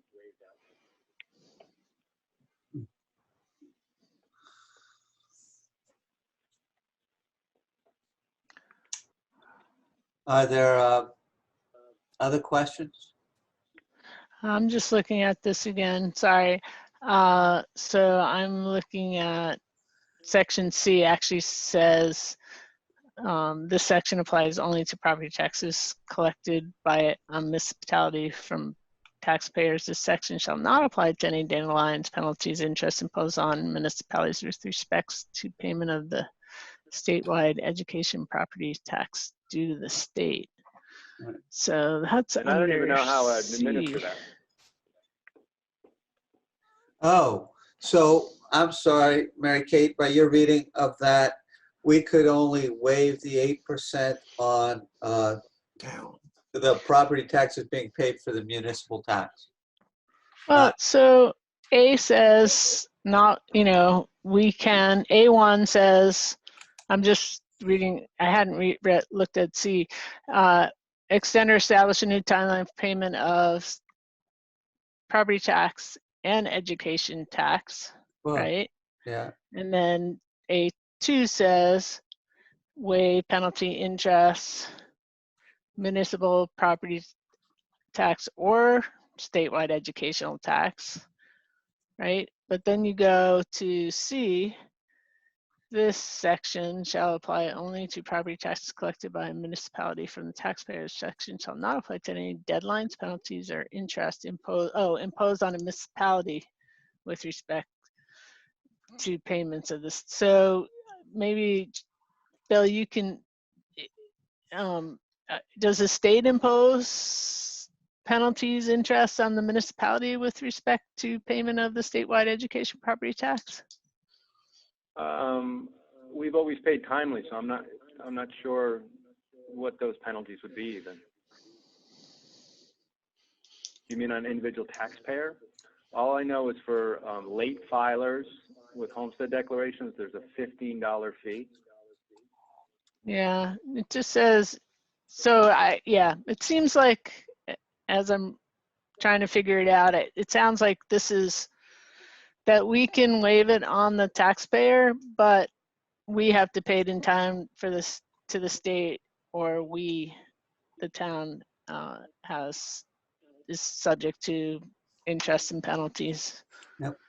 Right, That we makes do sense. today withhold a certain amount of holdback in our education payments because we're only due to pay the portion of the education taxes as received.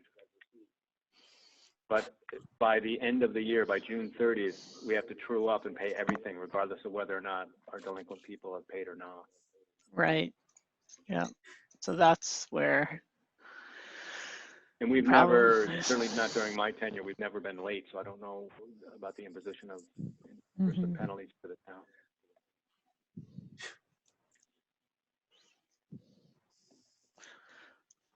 So, and I don't want us to be precipitate in terms of deciding to waive that penalty. So I'm perfectly willing to wait until our next meeting. It's, we're pushing 9 o'clock as we stand. How's the board feel? I concur. You concur with waiting till our next meeting, Bill, or? Yes. Oh, Sorry. okay. I think that makes sense. There's a lot sort of to digest. I think it is helpful to have Bill available, though. Okay. Yeah, I'm happy to return. And I can ask Caleb and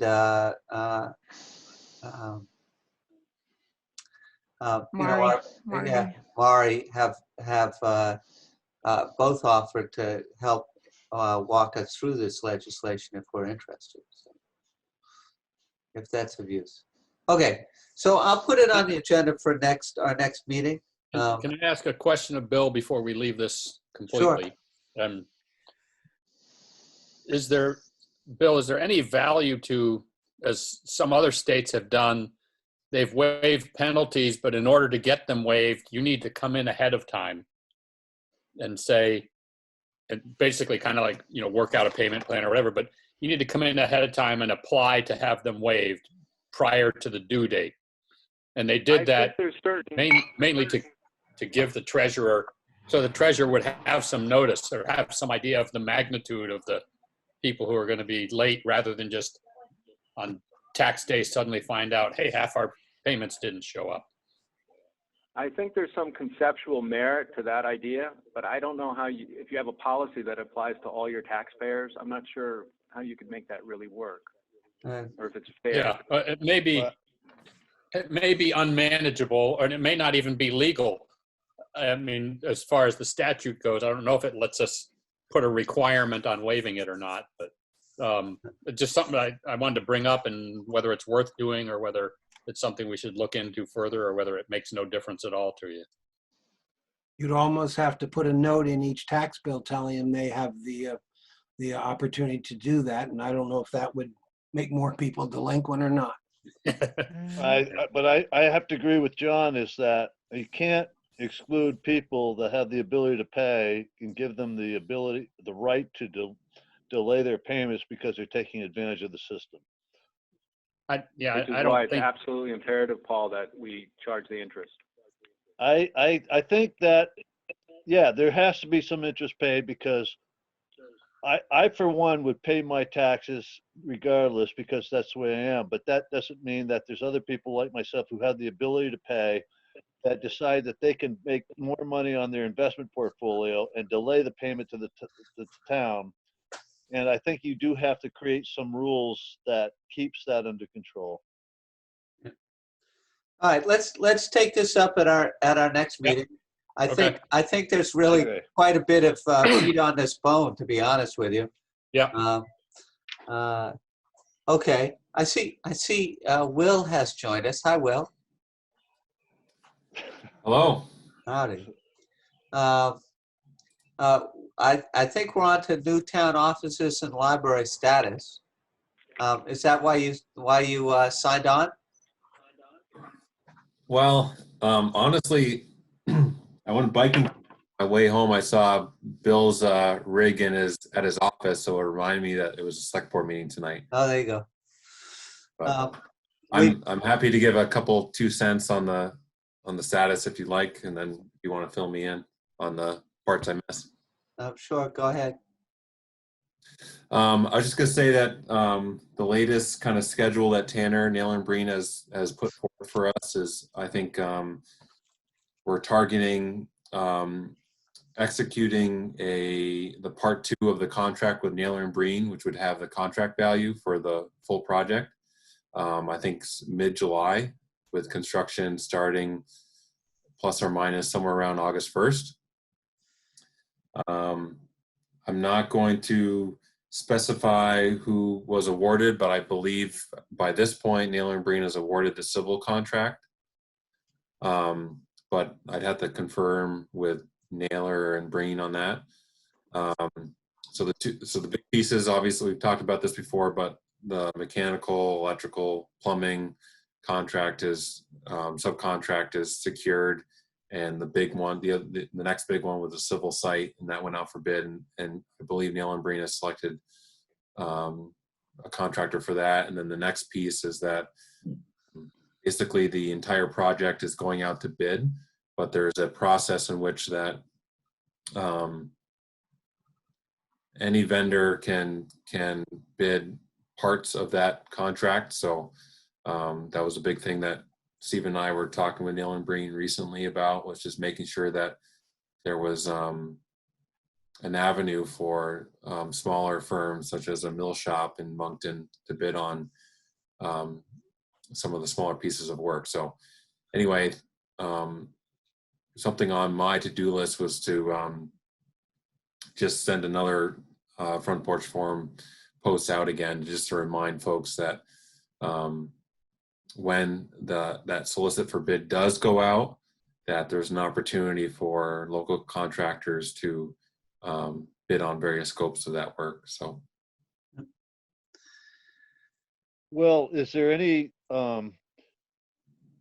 avenue or any type of site that local contractors can go to bid on this? Because I searched the web and I don't see Moncton coming up anywhere.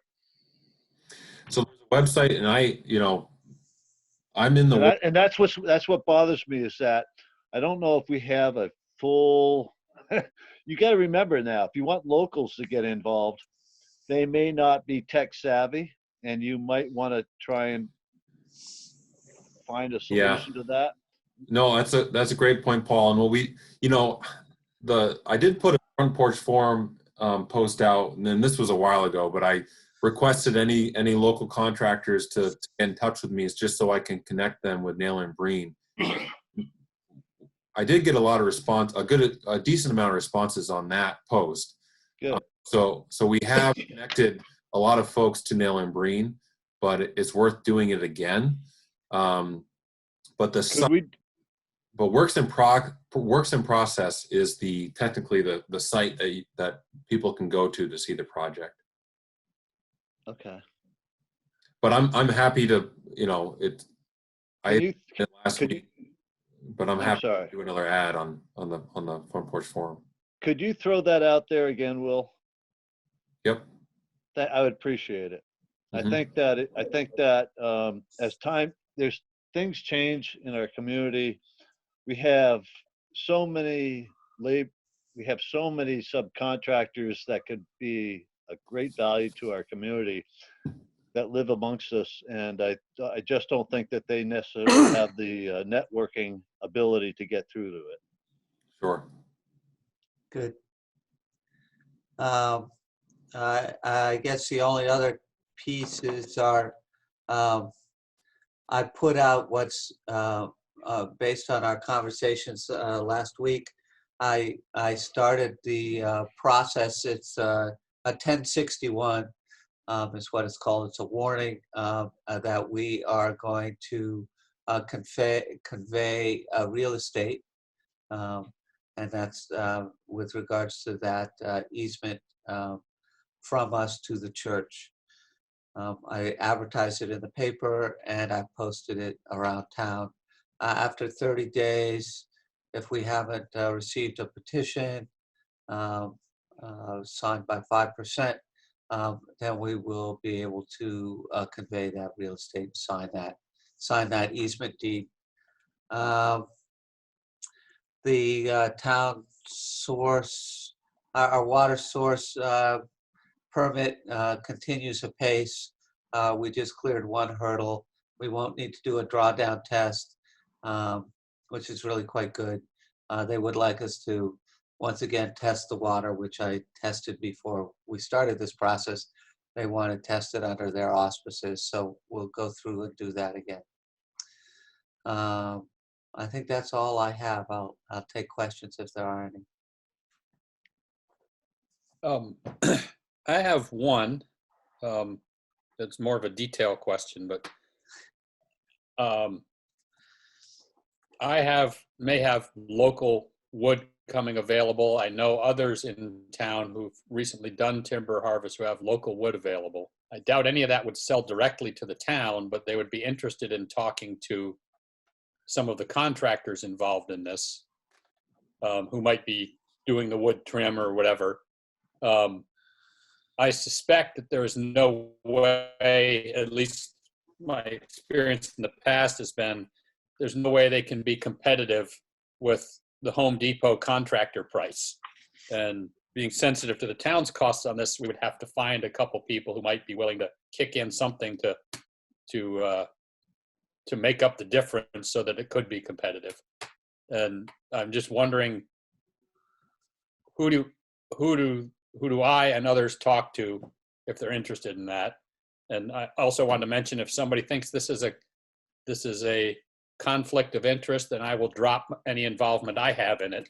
But I will tell you that I'd be looking at losing money to make it happen. What kind of wood trim? What wood are you talking about, John? What would be the application? That would be my question, because I know all the suppliers' costs: Home Depot, Lowe's, Curtis, Rice. I'm just curious what you're talking about.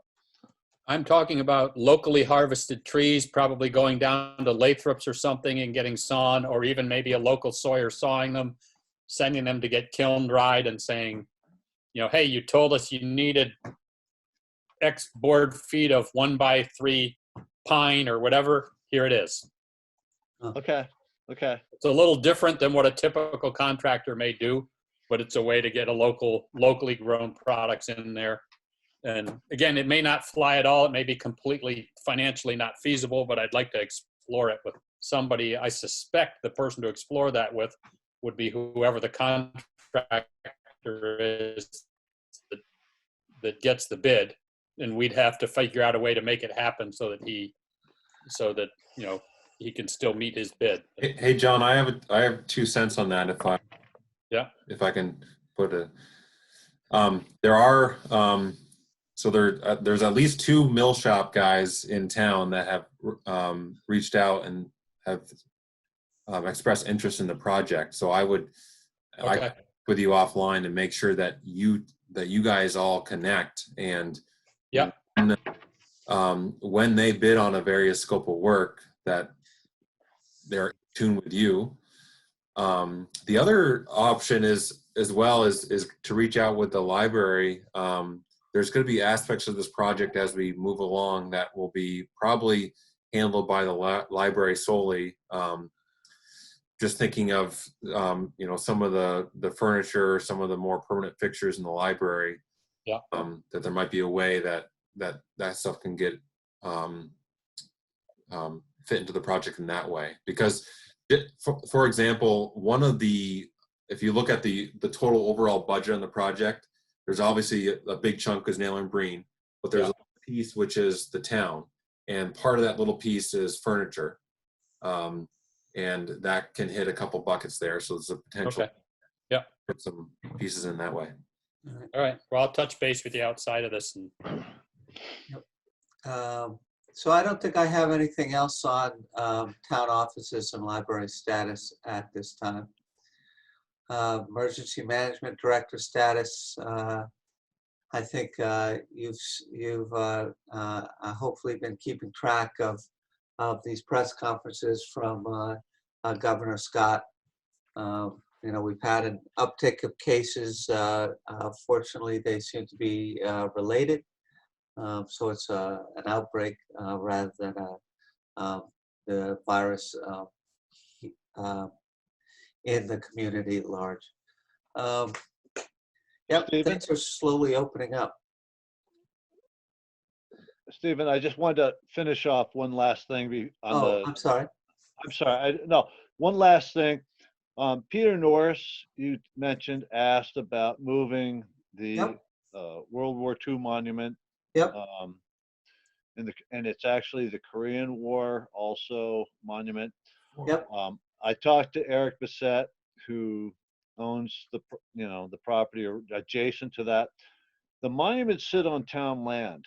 All right. And Eric told me that he believes that the monuments should be moved to the town hall, as Peter Norris suggested, because of the fact that he said that he's only received 10 people to observe the monuments, and felt that, along with another gentleman, Corey, who is part of the American Legion in Bristol, they're the ones who put the second monument in, and they're both on town land. So the Moncton monument can be moved, and it's desired that it should be moved to the new town hall.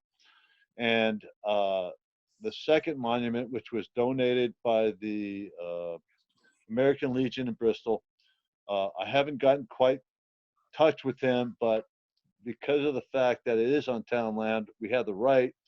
The question is, I haven't gotten back, haven't received word back on the cost yet from a monument movement company. I put a note out to them to ask them for the cost of moving it. So that's where we're at.